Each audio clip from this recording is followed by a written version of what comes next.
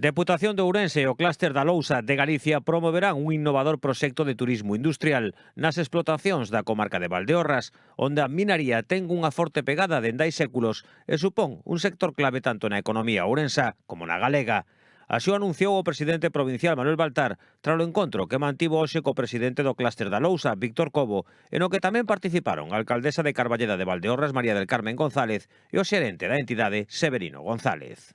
Acabamos de acordar que neste ano 2022 faremos dúas achegas económicas, unha para un convenio que ten que ver con proxectos propios do clúster e tamén cos gastos de funcionamento derivados dese clúster da pizarra, e despois vamos a innovar tamén con un proxecto de 30.000 euros que ten que ver co turismo industrial, que, sen dúbida, pois é un sector que tamén temos que potenciar, que temos exemplos de abondo e, sen dúbida, esta provincia tamén é un magnífico escaparate para ese turismo industrial, e aqueles que están relacionados coas explotacións de pizarra, pois, sen dúbida, poden ser e serán un referente tamén para visitantes que se acheguen á nosa provincia.